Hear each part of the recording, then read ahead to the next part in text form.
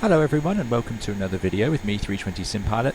I'm a real-world airline pilot, and today in Microsoft Flight Simulator we'll be looking at the Boeing 707-320C, which has recently been released as Famous Flyer from Asobo and Microsoft and is available on the marketplace. I got this for under £10 and it will retail, I think, soon, slightly above that once it's out of its sale period.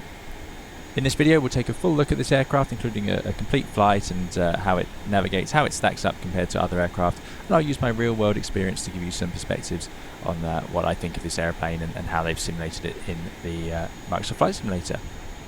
The Boeing 707 is absolutely iconic. It is a piece of aviation history like so many of these famous flyers, and this one is really the birth of modern jet aircraft. It's easy to take for granted how airplanes are designed now, with a low wing, swept wing and jet engines mounted on pylons underneath, but this all started with the 707, and strangely enough it sort of disappeared shortly after that we had the 727 sort of series engines mounted at the back and T-tails, and then that eventually went out of favour again, and we ended up back with what we have now, which is pretty much all airplanes looking in some way or another like this, albeit with two engines these days. The 707 is considered to be the start of the jet age. It was not the first jet airliner, of course. The Havilland Comet takes that honour, but it, as I say, is the first to come in this sort of format, which is what so many aircraft since have become based on. It's a long-range aircraft, although it does use a narrow body. Unusually, it is a narrow-body airplane, with its fuselage later being used in the cross-section of the 737, the 727, and even the 757. So again, this airplane has left trails all throughout history and all through lots of different variants. It first flew in 1954 as a 367-80, although that is not officially a 707. The 707 came slightly later in 1957 because they needed to widen their fuselage into that now famous cross-section. This is the 320C variant. It's actually the last variant of the Boeing 707, so a relatively modern version. It had slightly updated engines, it removed the ventral fin from underneath, and it had a few improvements, including leading edge flaps to allow it to take off and land on shorter runways to improve its sort of takeoff distance. Because the 707 used early jet engines, they were very low bypass ratio and relatively underpowered compared to what you get out of engines these days, so it needed quite a lot of runway. So this is an improved variant to try and help it get into more airfields. With a maximum takeoff weight of 151 tonnes, it is actually quite a heavy aeroplane for a narrow body, which makes sense with those four engines. What we're going to do is take you for a setup on the ground at Heathrow and take it for a complete flight, and we'll talk about what we think about the external modelling, the systems depth and the handling of the aeroplane in the simulator. I hope you enjoy the video. So here we have the aircraft in the menu, and as you see, it's the Boeing 707-320C, a very specific variant of the 707, one of the slightly later versions. As you can see along here, we have a few liveries included, which are quite nice, some retro ones, including, crucially, the Boeing house livery. This is the correct house livery for the 707. There's also, of course, the yellow sort of brown livery, but this is the 707-320C. So yeah, very nice. And then we have a few fun liveries from FSX, including Orbit Airlines, and we have one real one here with Pan Am Airlines as well. So let's take the house livery, house passenger, out for a spin, and we're going to set it up in Heathrow. So welcome to the 707 flight deck. This is it powered down, and as you can see, there's mixed feelings about the interior of this. I actually don't think it looks too bad in some areas, and there are some sort of blank areas that just look a little bit too plain for my liking. You end up with these sort of big grey areas, but overall it does have lots of the different switches and instruments with wear. You've got paint missing around the edges of the sharp edges, sort of metallic scratched floor. So yeah, not too bad at all. And quite a lot of the switches are movable, even if they don't all function quite as you might expect, or as they were originally designed. But we must remember I got this airplane for under £10, so there is a limit to what you can expect. Certainly, like these fire switches aren't working here, or the bell cutout.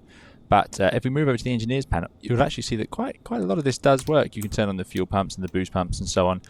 You can switch through generators and whatnot. We'll see that later on. To start with then, let's take a look outside this aeroplane. The exterior then, and unfortunately this is my least favourite part of this add-on. There are some bits they've got right. I think they've really captured the engine nacelles nicely with the extra vents or inlets that open up around them. You can see that here with these extra textured panels. But there are just some large areas of just blank sort of texture. Like if you look along this fuselage here, there are if you get really close, funnily enough, it does sort of improve slightly. You can see the rivet details, but for some reason I don't think the effect works quite as well from any distance. You lose that detailing a little bit, and yeah, some of the modelling just seems to be lacking. There's an antenna, but we haven't really got many masts, drain masts, static vents, things like that. We do have a couple of pitos on the front here, but again, lacking any decals or anything like that. So it just, the overall effect can be a little bit plain in areas, I must say. There are some nice details to it though, like I say. The nose cone, I think, has captured the shape of the 707 really nicely, and it's a very distinctive and iconic design. Remember, this is the aircraft that so many modern Boeings are based on, even now, as well as the fact that this is the aircraft that eventually became what most modern airliners are, having underslung engines, low wing monoplanes. This is what aviation became, and this is such an iconic plane as a result. I think the wing shape is very good. It's unusual for these days. You won't see it looking like this on a modern airliner. It's not as efficient as they can come up with now, but it is what they had at the time. Big wing surface area, quite amazing really. And remember, this is the stretch version. There were shorter 707s that had shorter wings than this, which is sorry, the same wings but shorter fuselages, or certainly similar wings. There are also lots and lots of variants of the 707 leading edge lift devices. So on this variant we have the Kruger flaps, which should run all the way along. I, however, have not been able to make them deploy. I'm not sure if I'm doing something wrong, but we will see that as we get the airplane powered up. However, the engines look very nice. These low bypass ratio turbofan, almost turbojet engines that they had at the time. Yeah, they do look nice. But again, we got these big areas of the same sort of texture with just these sweeping marks on them, which, without any decals or specific vents or oil stains coming out of specific parts, I think overall the effect can be a little bit muted compared to what we have seen in airlines these days. And I am accounting for the price when I talk about this. Livery's very nice though. My only modelling complaint as well, aside from perhaps wanting a few more decals, which I always think make a big difference, is for me the tailplane looks slightly too thick and chunky.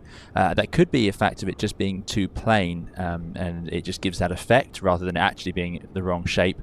So I don't know, but just my perception of it in the simulator is it doesn't quite capture the shape of the horizontal stabilizer of the real aircraft. We do though have some nice modelling here. I think that's is that a tail logo light? So yeah, there are some bits flourish, but then if you look at the rest of it, it just looks sort of a little bit unfinished. I might say that. However, if you catch it just right in the sun, as you can see, the fuselage does have the riveting. It has the indents in the panels, a little bit of overlapping here, you can see, so just not the polish we have seen, but there are some details in there. And also you'll notice the vortex generators have been put onto the front of the fin, which is quite a nice piece of detailing as well. Very common on Boeing's vortex generators. Airbus don't seem to use them as often, but Boeing seems to quite like them. As we move around the other side then, more of the same story as we come underneath the airplane, and we'll see this again once we get into the air. You do have some interesting designs here for the lift mechanisms, the high lift mechanisms of the flaps, so that can be quite interesting to look at. We'll see that when we move them. And the tyres, yeah, they're okay, and we have the drift markers to check that the tyre hasn't drifted around the hub at all. So yeah, it's okay. It's okay. Remember, I am thinking about the price when I say it's okay. This would not be on par with your top level simulations, but it really doesn't also come in at those price points. And certainly from an angle, it is from a distance, it is a nice looking machine, like I say, albeit mainly my issue being the tailplane. And I do think the leading edge of the wing can look a little bit plain as well, and we'll talk about those flaps in just a moment. Now, there's lots of firsts about the 707, including it was the first jet aircraft to have clamshell type reverser doors, which we'll see on landing. Also, this is the slightly later engine. This is the original engines were turbojet engines. This is a turbofan with a low bypass ratio. Turbofan engines on aircraft today, like the 787 that I fly, are high bypass ratio. So a lot of the air goes around the core of the engine. These ones had some air go around the core, but most of it went through, or a relatively large amount went through. So you have these inlet doors, because the intake is still not very big, so that you actually have these inlet doors to let more air get drawn in. So they were just sucked open at high power settings. Back on the flight deck now, and things are a little bit more comfortable here. As you look through the checklist, you actually see that it does have the full inbuilt checklist included. And even better, you can actually press the little eyes and it takes you there. Now this is really great. This starts to bring this experience to a level that I like, where for a relatively low price you actually get a taste of what a 707 flight deck might have been like. So turn on the battery, amp and volt selector, select 20 to check 24 volts. So to do that, I can see the voltage up here, and I need to check it wants me to check the amp and volt selector. It's not entirely quite clear on what, but we've turned the battery on. I can see the APU battery's not doing much, but if I go to the main battery, I can see that we have 22 volts and it's draining. And then obviously the transformer rectifiers are off, except for the essential one, which runs off the battery. So, you know, these systems are working, which is really nice to see. So we'll check the voltage above 23 volts. So I assume I mean on the battery. 21, 2. It is not quite, so we better get the APU running pretty quickly. So APU master, start then on. Down here, it is hidden away, and this is where having this interactive checklist is so useful. It removes so much frustration. So hold it to start and then back to on. Funnily enough, this has become a very common setup for the Boeing aircraft. The 737 uses a very similar switch. Even the 787 is a rotary switch, but we still hold it to start and then release it back to on. Airbus has a totally different system. There's our APU coming online over here. Exhaust temperature. So, you know, there's stuff here. It is here. If we jump outside, I'm not actually sure where the APU is on the 707, to be honest. I can't hear it either. Oh, there it is. Sounds like it's somewhere near the back. These generation of aircraft, they hadn't quite settled on a lot of design features. Remember, as I said, this is a very, very early low-wing jet aircraft, so it is quite fun trying to find these things. 727 had it in the wing root of all places, as we saw earlier. Good, so APU master start then on. We can tick that. APU RPM, it's above 90%, it's at 100. APU generator on. So where is the APU? That is the APU generator here. On. Good, and then we can go turn on the bleed valve as well. So now we get air conditioning and we can start our engines. Essential power, external or APU power. So let's go to, there we go. And now, if we look up here, the battery is now charging. You can see the load is positive. And we look at the essential TR. All looks good. Everything looks in a sensible place. So we have power. Excellent. Or maybe we don't. APU paralleling. APU gen. Here we go. Now this is where it gets interesting. So we want to parallel the APU. Now this is something that modern aircraft do themselves, but you are trying to synchronize your power sources so that you don't get big changeovers, I believe. Not something you have to do on aircraft these days. Fuel quantity, well, we have enough for what we're going to do today, which is just a short flight around the local area, so we have plenty of that. Fuel boost pumps go on. On. Excellent. Engine bleed air can be off. They are all off. Air conditioning on. Let's see if this brings them to life. Cowl anti-ice off. That is in the low position. Hydraulic AC 1 and 2, so we're going to bring in some hydraulics now. On. And the crew and passenger oxygen check. Now this is the first time I've run through the cold and dark. Normally I would always do it on an airplane before a video, but I'm just sort of showing you the experience you can have. So we can have the emergency flaps off, which are here. So emergency flaps in the off position. Flight recorder on. Mach trim warning test then normal. Now that is over here, and you can test it normal. And then the speed warning, you get that clicking noise. So that's good. Just going to turn down the audio now as we get a bit more noisier in the flight deck. Anti-skid guard, safe, anti-skid on. So put that to safe, and hopefully that is in the on position. Rudder and spoiler guards, safe switches on, which they should be. That's what the safe position means. You have to lift it up to turn it off. Again, I'm not sure you can actually turn these off. There's some of these switches either don't work or... Oh yeah, you can there. Okay, fair enough. I'll take that back. Can be a little bit awkward to get to, but there we go. Let's switch on some lighting. Navigation lights on. Emergency exit lights can go to arm. See if we can find those without the help. No, they're not where I thought they'd be.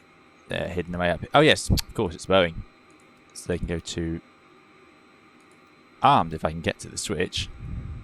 There we go. They go to armed. And then we can close that. No smoking and seatbelt signs, both coming on.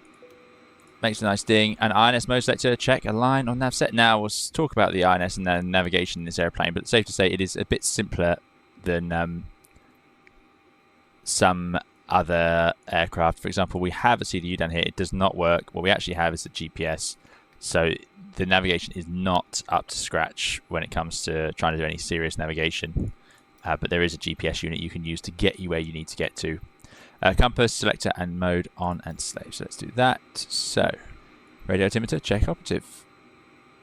Looks good. Yaw damper on. Now this is important or the autopilot won't work. Okay, a few items here that I've sort of skipped through, but yeah, yaw damper needs to go on up here on the overhead panel. Window heat to low. It's currently on high, so we'll switch that to low. Some of these are a little bit fiddly, but you can get there. Pneumatic brake off. I'm not entirely sure what a pneumatic brake is, but there we go, it is off. Flight instruments checked and set. We're on the QNH. Instruments transfer switches to normal. That is all down here. They should just be normal. Captain, FO, and compass synchronized. So just make sure they're both pointing the same way. Just off south.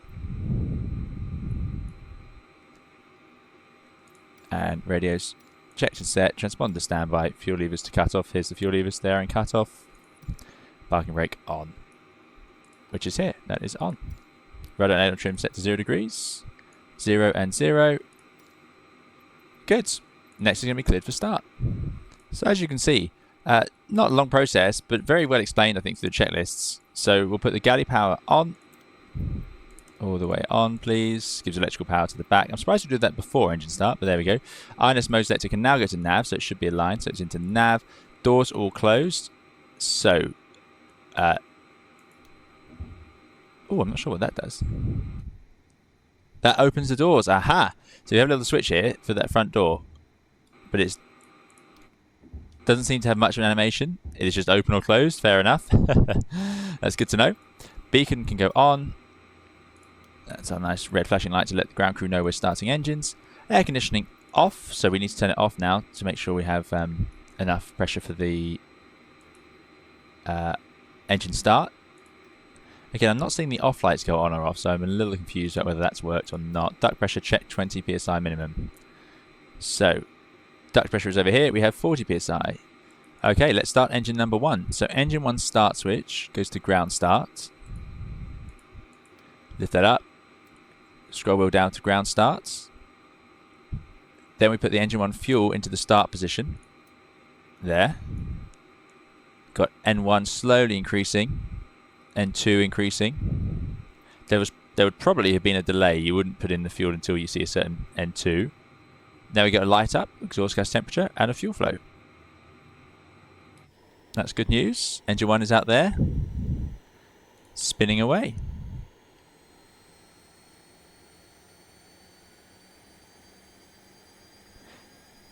Now, I have noticed a few bugs. Unless I wonder if the APU is somehow involved with this number 2 engine, because I can see hot air coming out the back of it. Not sure. Anyway, number 1 is starting up. So now we can put engine 1 start off, which it has. Yep, off. Closed, and fuel to run or idle. And now we simply repeat that for the other engines. Oh no, we need to turn on the bleed air, of course. We need some air. Good. Now let's start engine number 2. So we'll go up, ground start, wait to see N2 spinning.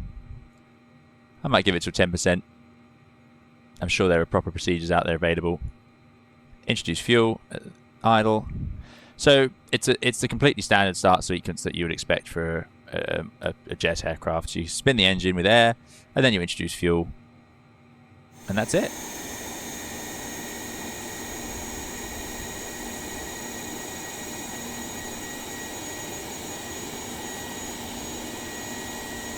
Now, last engine's just starting up, engine number 4.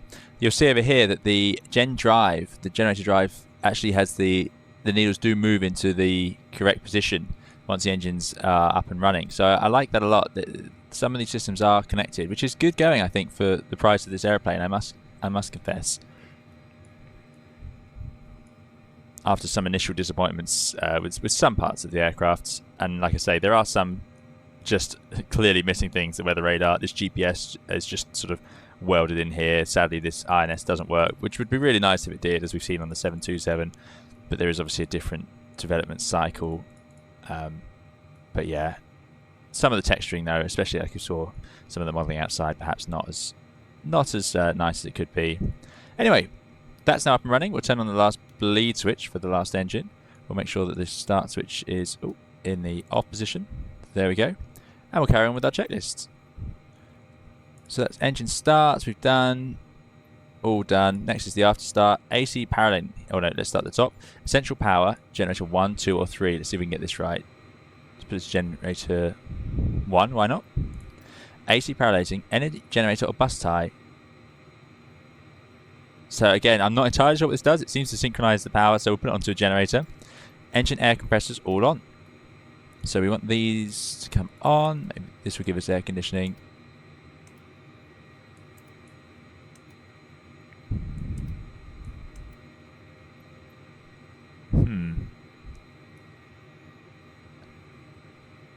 There we are. They've come online up here. Right, okay. I'm not entirely sure what air compressors are doing. I assume they're to do with providing air for the pressurization system. I really don't know. Very interesting. Unusual. I mean, we have cabin air compressors on the 787, but it's one of the only modern airliners that does have separate from the bleed air, unless these are to do with the air conditioning. Well, air conditioning can now go on, and then we finally get rid of those lights, so that's good. So that does work. Hydraulic panel check. So we got the AC pumps on. I'll put on the engine-driven pumps. Why not as well? So we have as much power as we can have. All pumps on. Interconnect switch is off. Good. Ground equipment clear, and that's it. Next is the before takeoff checklist. So we are pretty much ready to go. Let's get ourselves taxiing out now. Now this is quite fun. This airplane needs quite a bit of power. They aren't the most powerful engines in the world. So we're going to take a look outside. Airplane's in good shape. Let's get our taxi light on, if I can find that on the overhead panel. Retractable. There are so many lights on the 707. It's an absolute treat to see all the retractable and sticking out lights. You've got strobe lights. Here's the taxi and wing lights. There we go. So we have them all over the place. They will fold out on the wingtips as well. They're actually out there. Just great. Anyway, we can release that parking brake. And now let's get some power going. There she goes. Now, unfortunately, here's something that does upset me. And I don't know why. There's a bug with the nose gear where it doesn't seem to respond to...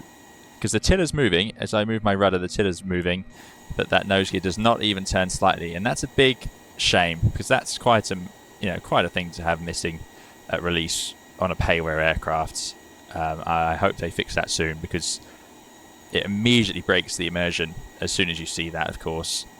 Yeah, a bit of a shame. Right, anyway, talking about immersion, let's see if I can unrealistically bring this airplane around the turn here without ploughing it into a lamppost. It has quite a bad turning circle, I must say. There we go, a bit more power needed. And we're moving. You'll hear as well, I don't know if this is true to the real aircraft, but you adjust the throttle position, the engines move, and then they go too far and then they sort of come back a bit, and that gives this weird sort of humming up and down noise on the engines, which it almost sounds like a FADEC control, which I'm pretty sure this airplane didn't have on its engines, and they would be much more manual. Now we're underway, let's have a look at the flight controls. They do seem to move with that classic Boeing inboard aileron. It's interesting to note that they only have inboard ailerons on this 707. They didn't bother with the outside ones at all. Slow down a little bit. And we're also going to set the flaps for takeoff, so I'm going to lower them. Let's go with 14 degrees. You'll notice as well, I don't know if it's a bug or whether I'm missing something in the flight deck. I can't find the control to make the leading edge flaps come down. I believe they should come down. This variant of the 707 did have them. So that is a bit of a curious one to me. Not all 707s had full span leading edge flaps, but this one did have quite a lot, and I can't get them to deploy. However, look at the amazing mix-max and jigsaw of the rear flaps. Quite remarkable design that Boeing were using in this aircraft. Oh, it does have outboard ailerons. There we go. Now the flaps are down. They seem to be moving, so perhaps they're connected to the flap position. On the modern Boeings, the outboard ailerons are connected more to the airspeed, but there we go. There's all sorts of computers calculating when it thinks it wants them and not. Good. So let's get ourselves out to the runway, and then we will get the checklist done.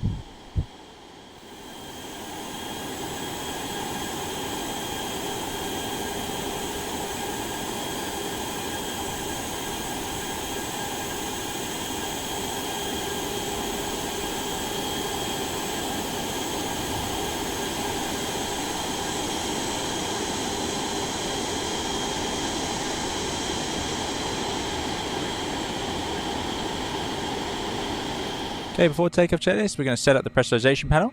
So over here, we need to choose the rate we want to use and the cabin altitude. Now, not all of this is working.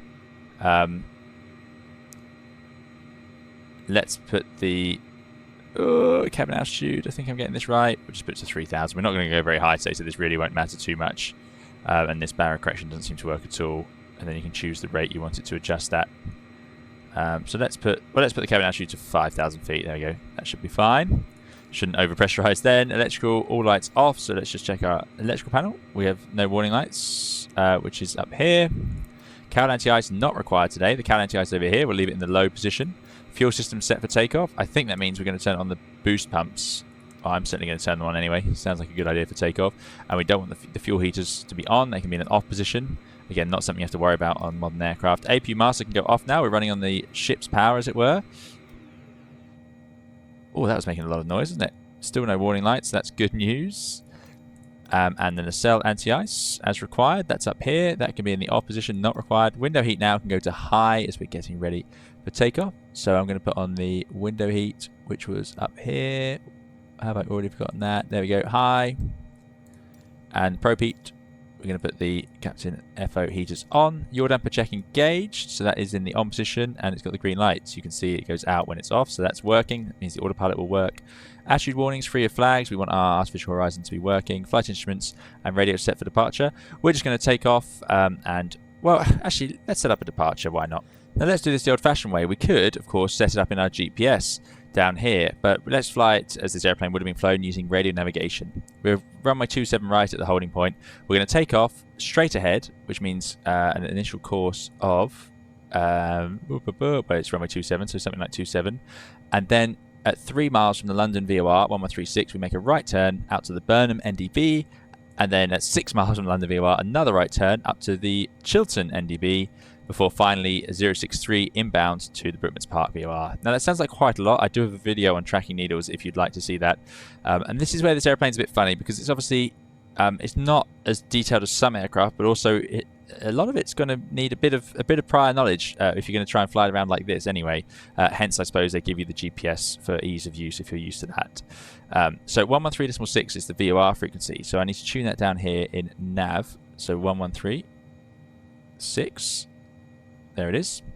And that is just going to be used for DME. So I just want to see a DME reading, which I have here. We're at 0 miles away. So I want an initial course of 297 to fly. But actually, the first VOR course I'm going to fly is 063 up to the Brookmans Park VOR. The rest of this will be done on NDB needles. So I'm going to put 063 in my course because I think it's just going to be a bit difficult on my own to change that. So if I scroll this round, put it to 063.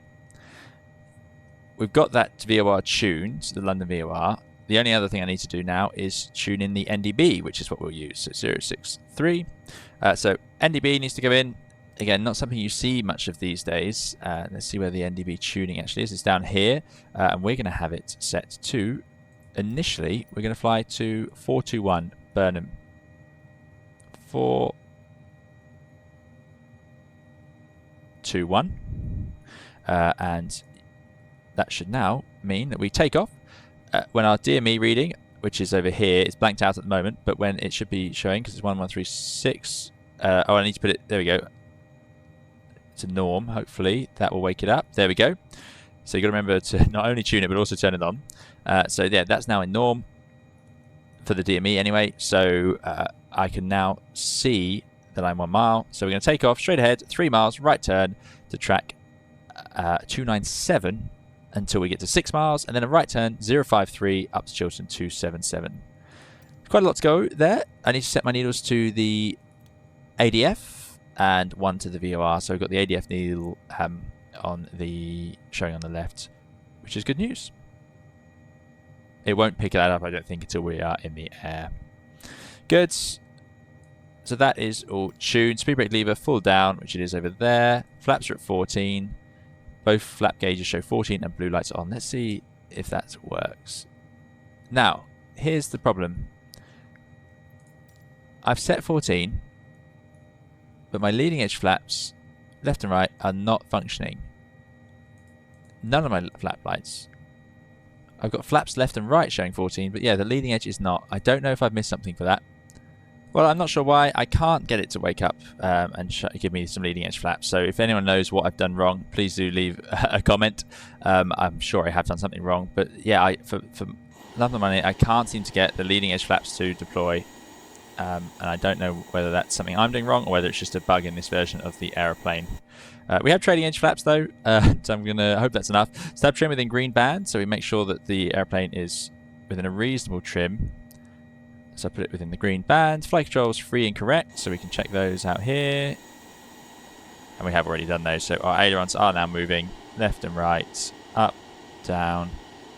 Again, the tail seems to sit very nose up as well. I'm not sure how realistic that is, but it does something I have noticed. And then takeoff briefing and bugs to sets. We don't have any bugs we can set here, but we have done our takeoff briefing.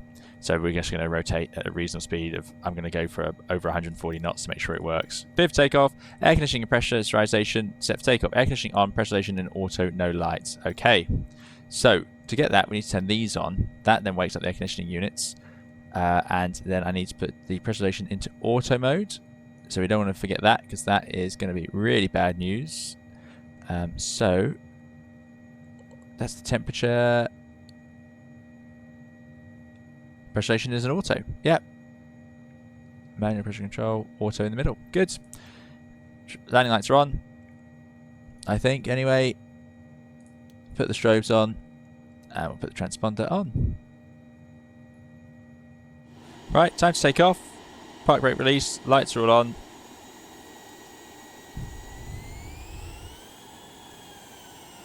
Let's get it moving. See how the takeoff feels. I think that stabilizer looks like it's too far in the up position, but there we go. Bring the yoke back for now. I like that it's proper yoke 707 Boeing written on it. That's cool.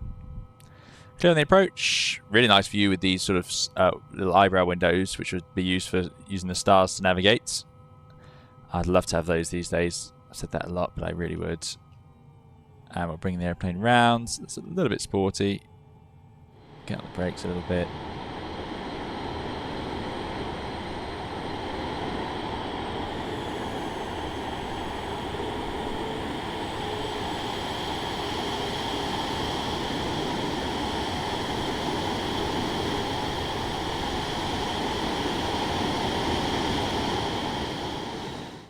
Okay, lined up. Let's go. We'll go full power. You hear a bit of a buzzsaw noise, which is accurate. I've watched some videos on YouTube of it taking off, and you do get a buzzsaw noise. It just appears in a very specific range, so you get a funny sort of sound effect instead. If we look outside, you'll see that these inlets do just about open up a bit when you initially set takeoff thrusts. There we go. They don't seem to be too open this time. I have seen them open anyway.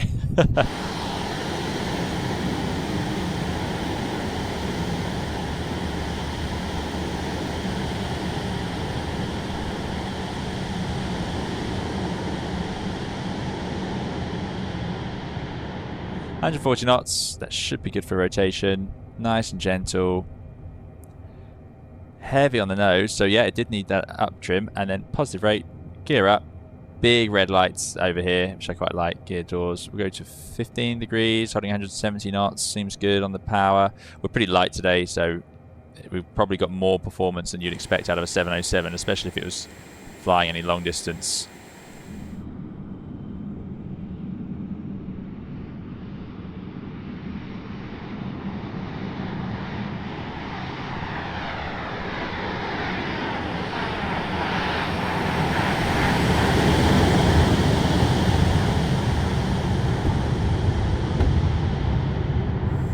But look at that stabilizer. Look how up it has to be. I'm not convinced that that is normal to the aircraft, but yeah, I suppose I don't have enough inside knowledge of the 707.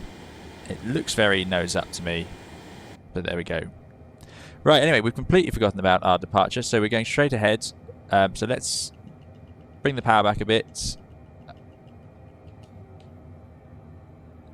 Trim those forward. Don't want to do more than 250 knots. Flaps coming up. And now let's have a look where we are. We need to get to 3 miles, and then we're going to right turn to 421 to Burnham, which we have here. and that is an inbound course of 297 degrees. So there's 3 miles. Right turn now. Looking for this needle on 297. Speed 250, climbing up to 6,000 feet. That's 300 degrees instead of 297. That's close enough. I might just go a little bit further past to try and get back in. We've got overshot just a little bit. 250 knots coming up through 3,000 feet now. That's looking good. Rolling the wings out there.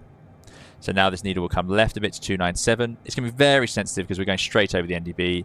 And we're going to do this until 6 miles. Until we get to 6 miles, then we do a big right turn to 053 up to Chiltern. So we need to tune that next. So we're doing this for 1 more mile. This all happens very quickly. It's amazing that they flew around like this all the time in these aircraft back when they were flying. 6 miles, right turn now. 053 we're going for. Adding a little bit of power, or we'll probably level off.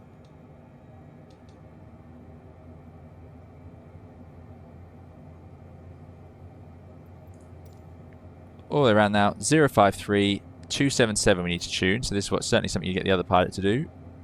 2, 7, 7.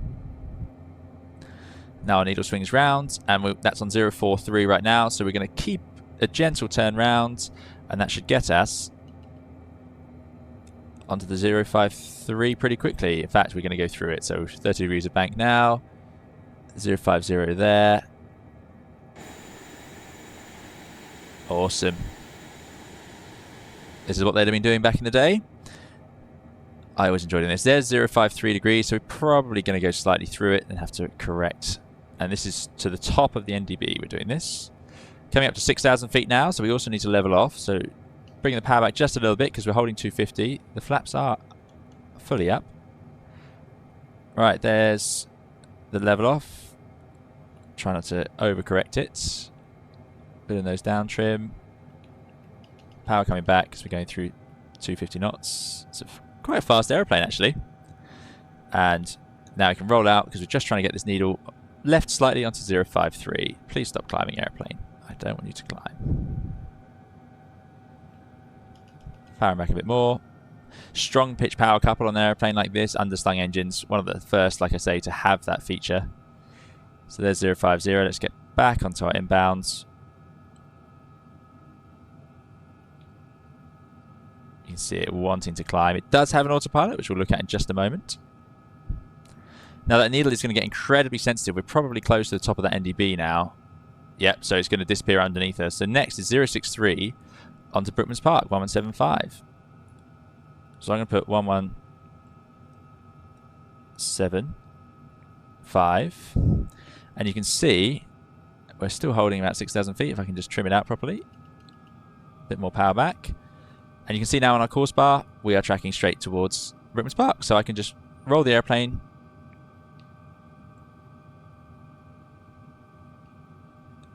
There we go. We finally got the speed under control. Roll the airplane to track 053. We're 15 miles away, heading straight towards it. Going a bit too fast, 280 knots. Now the sounds are a little bit on the mild side. I'll just turn them up a bit for you. I think they have some nice moments. There are some nice exterior sounds at times, but sometimes a little bit lackluster. I wanted some really raw sounds on an airplane like this. These were very noisy engines indeed. And although you can hear them, they sound a little bit electronic at times. To me, that's my taste of them. I'm not sure if you could hear me in that last clip, but yeah, I think they're a little bit electronic, a little bit smooth and sterile at times, these sounds, rather than the sort of the raw power of these engines that you would expect. But there we go. Now, of course, we don't want to fly around for too long. We're a modern day pilot. We're going to put the autopilot in. To do that, I don't need to worry about the flight director as much as I'm worried about this. I'm going to localize the VOR mode. I'm going to put it into altitude hold and autopilot. And there we go. Hopefully now it will track that localizer for me. It's going to stay at 5,800 feet because unfortunately that's all I managed to turn it on at. So if I come over here, we can increase that. I can turn off altitude hold and just wind the nose up a little bit. And it will start the climb.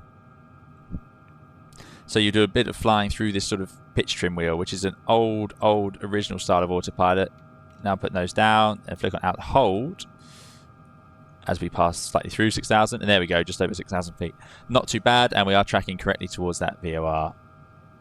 Now, we of course have the option just to fly it around in heading bug mode. So let's say air traffic control gives us a heading 030. I just put 030 in there, and we can swap this little dial to heading. Oh, heading. Put the turn in the middle. Heading, there we go. And now it will fly onto the 030 heading. No auto throttle, it's doing 250 knots because I've set the power correctly, which is nice for once. And there we go, we are flying along.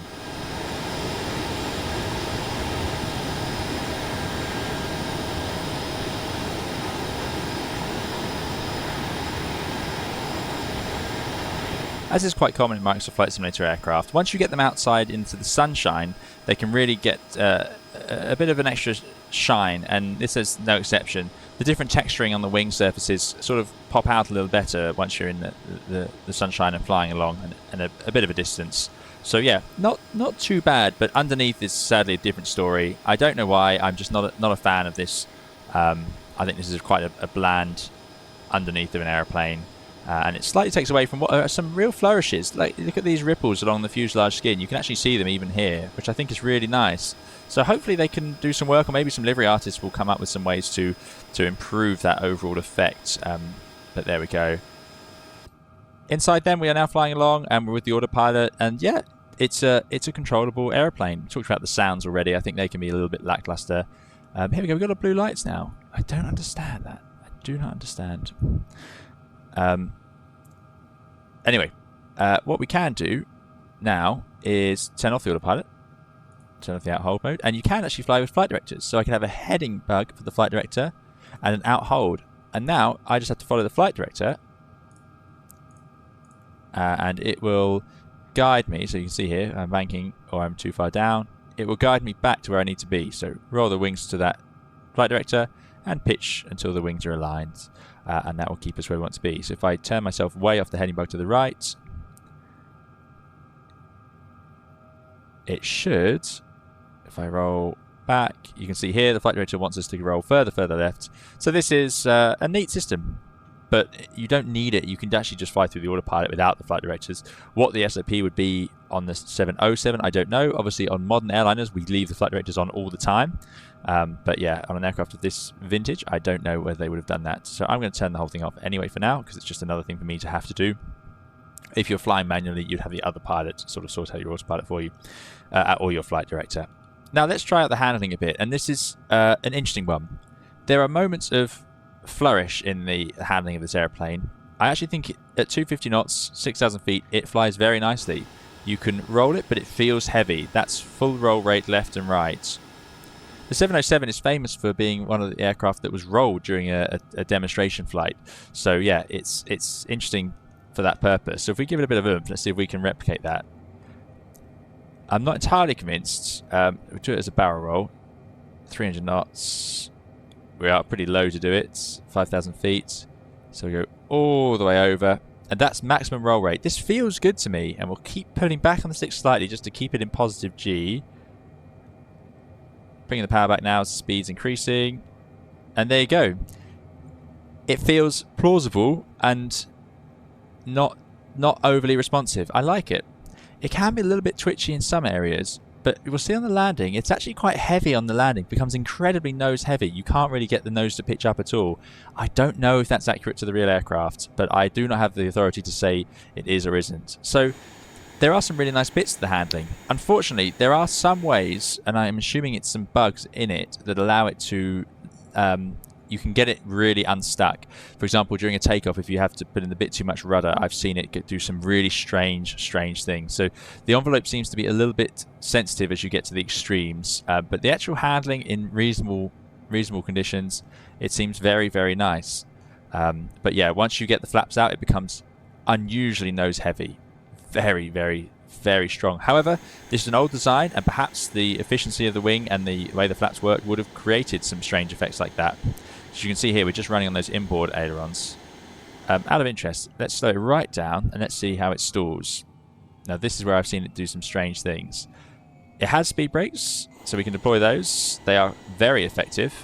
Big speed brakes there, and you'll see it just fall out the sky when you deploy those. We'll keep raising the nose, keep raising the nose, keep raising the nose, and you will eventually hear the stick shaker, but it doesn't have a pusher as far as I can tell. There you go. It almost sounds like an overspeed warning, that one, to be honest, but there we go. So putting the nose up, putting the nose up, and it just sort of runs out of somewhere here. 160 knots, still flying. And there's that sort of clicker. That's an overspeed clicker. I don't know whether they had the same noise for overspeeding and stalling. Maybe they did back in this generation. Perhaps they didn't have a stick shaker. I certainly can't see a stick shaker on it. But there we go. So it just sort of mushes forward. But if you put in a load of rudder, it's easy to get this airplane to just do some bizarre sorts of spins. So I'm not actually going to do that. I'm going to let the nose come down, rebuild airspeed, roll to the nearest horizon, power is back, and now gently pitching up.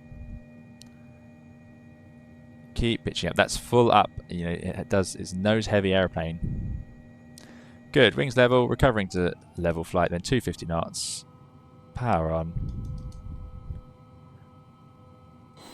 And we're back flying again. Something that does disappoint me, at high power settings, the 707 is a very smoky airplane. And it's quite common on add-ons now in Microsoft Flight Simulator to see that smoke trail behind it. Sadly, that's missing. I don't know why. I think that would be a really easy win for this airplane, and it's something that was definitely there. Like, we've all seen the videos of airplanes of this age chucking out black smoke. So hopefully they bring that. I want to see some improvements to this airplane. I really do. I think there's actually a lot of things to like about it, and it's a fun airplane to have this vintage of. I want them to bring these things. I want some smoke. I want a better INS. I don't really like using the GPS, but that's just me. But yeah, I think why can't we? Maybe they could work with another developer to bring an INS over into this airplane. Perhaps not. I don't know if that's even a possible thing. But there we go. Or maybe they could just retrofit an FMS of some variety from Working Title or the Asobo ones. But there we go. So now back to a very responsive airplane. Now I couldn't find much in terms of manuals for this airplane, and this unfortunately leads to sort of having to guess the takeoff performance and the climb performance and so on. So you are just sort of running the engines to their limits, as it were, and doing your best to not overspeed it. So that's where the simulation sort of becomes a little bit more simplified than perhaps operating the real airplane would be, because of course in the real 707 we'd have endless limitations about when you can run compressors and what temperature the fuel should be at, when you'd run the engine anti-ice and when you wouldn't. Do we need the cockpit fans on? You know, we can open those up. Yeah, so that is an interesting one that is slightly missing here. I'm going to leave the landing lights on because we're going to actually head back in towards Heathrow shortly. But yeah, let's, before we do that, take a look at the lighting. So if I just make it dark for a moment. We'll just do it slightly dark so I can still see what I'm doing initially.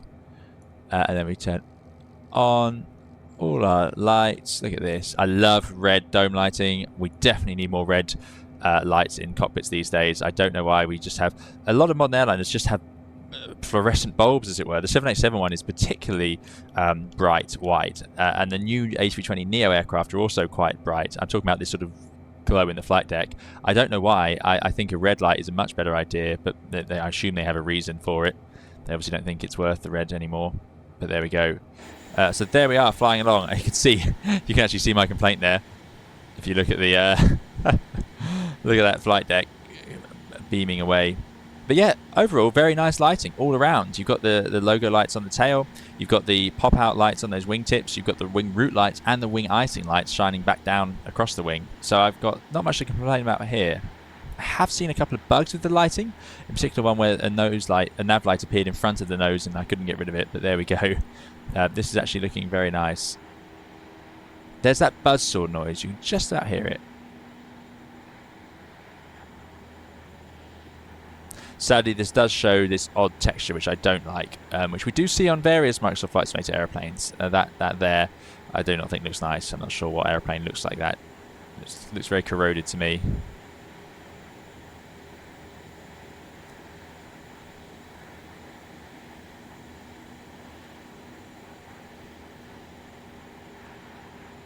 I do love having a 707. I must say that the charm of the 707 is winning over me. It's it is nice to have one in the simulator. What's quite nice is you can have interior views, which I do always appreciate. It's a little bit of an odd view, mostly wall panel in the very old design, but you can see those engines glowing out there. Pretty cool. Again, a bit too quiet. I think we should have a bit more of a roar of those engines. You do also see that you do get wing flex. Very subtle. There's not much, but that outer wing does flex up and down just a little bit. And if we pull up, and if we nose over, you can see it doing that.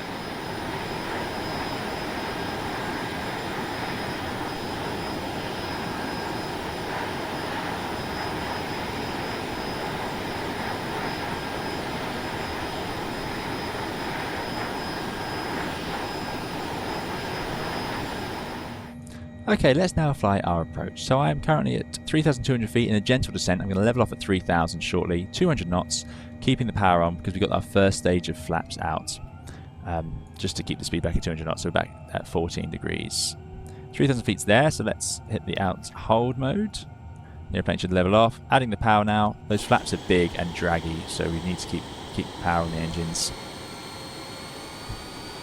Sometimes this model looks really nice. I've got to say, I do like it at times. Still not overwhelmed by the sounds. Anyway, there we go. We've just gone through the localizer because I've been talking. So we'll bring it round and we'll intercept it from the south side. We're at 13 miles out, so 300. To get the ILS to work, all I've had to do is tune the frequency 109.5 and the course of 269. So I put 269 in the window here, 269, and the frequency 109.5 here. And you've got two nav boxes, so you can tune it on both sides if you want to have it for the other pilot. So there we go, now we are pointing at the inset heading 12 miles out. The airplane is still descending, which is not what I wanted to do, so I'm going to ask it to climb. And then hopefully we can get it to out level off.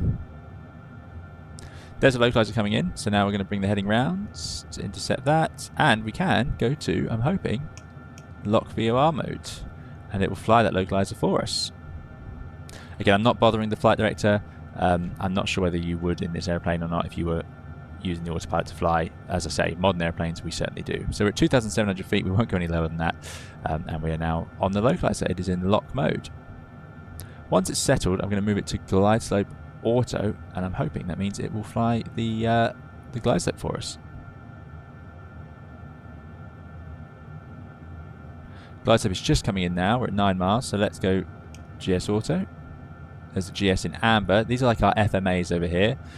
200 knots, there's glide slope capture, and the airplane will start its descent. Good stuff. 8 miles out, 200 knots. Let's get the speed back. Very draggy flaps. So if we just idle, I'm predicting this airplane will slow down very quickly.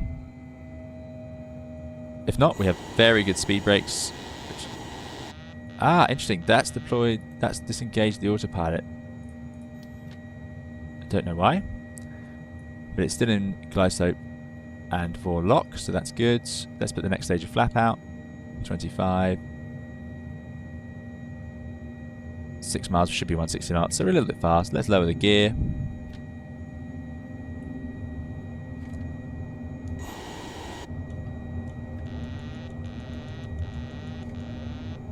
I think that's me accidentally hitting the trimmer while I try and deploy the...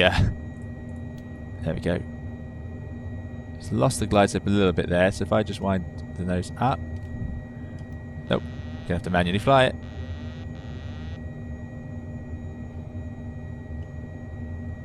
Go back to 160. We'll just manually fly the rest. So we're on the localizer. There's the glide slope. 600 feet. Let's just try once more. There we go. Vorlock and glide slope are in. I won't fiddle with the speed brakes anymore. That's clearly not making it happy. Need to get that speed back. And we'll come. Let's do a flat 50 landing. 50 degrees of flap is a vast amount. Look at these awesome devices here for the lift. Quite something. So at full flap, speed's coming back. Getting to our approach power. Oh, there's full flap, sorry. Wow, barn doors, look at that, awesome.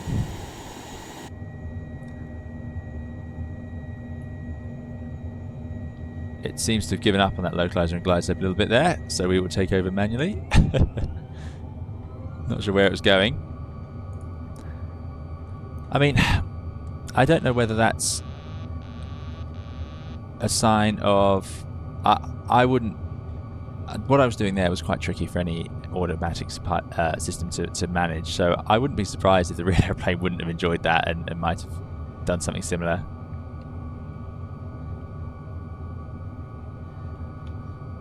Now, this is where I find it a bit interesting. I was saying earlier that this airplane goes very nose heavy. Well, I'm at max up trim now, and it's still dropping the nose on me, so it's still effectively out of trim. I'm not sure what's going on with that, and I think there's a bit of an issue with the way this airplane balances. And this is just, I've loaded this airplane into the simulator with the weight and balance set by default, so yes, in theory I should set it myself, but I think really it should load into the simulator in a weight and balance that should be reasonable. We'll check it once we're on the ground. Anyway, let's see if we can get away with a landing. Going to treat it like any other airliner on the glide slope. It's quite forgiving on final. Go to idle there. Do we have enough pitch up authority? We do. There's touchdown. Get onto the reversers and hopefully get those speed brakes up. There we go. Not using any brakes right now. You can see those reversers. Nice animation on the reversers. Really nice detail on the engine in there, actually. Okay, let's use our brakes and we'll go forward idle. Yeah, nice. Set the parking brake. And there we go. Welcome back to London. Look at the amount of drag from those flaps. Absolutely amazing. Whilst we're here, what I want to see is can we get, with the brake set, can I get those engine intakes to move? So if we go inside, look at that stabilizer. That's not right. Yes, look. So we're still, and those intake doors, I think they should open a little more than they do, because that's full power and you can see that. But if I go to idle, they will actually close up again. There you go. So they're just driven by suction on the real airplane, but I think they should open a little bit more than that. I'd like to see that animated a bit more.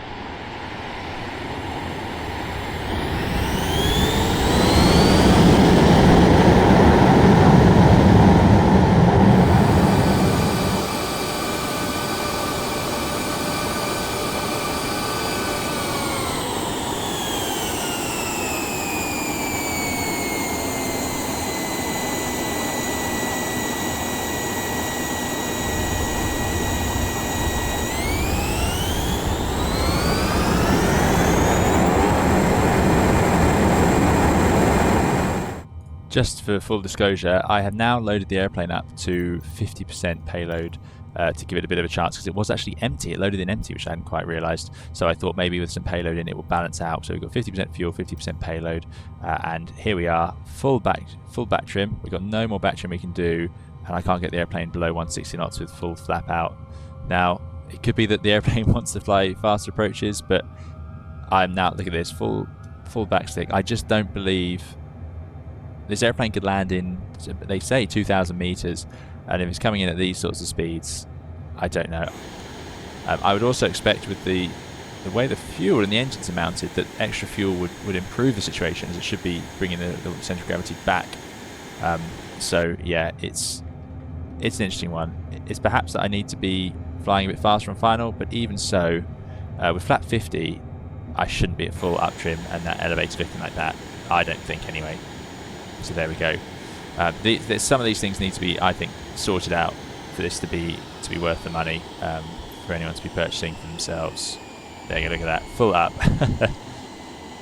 Full up trim, full up elevator, and we can't get the nose to rise.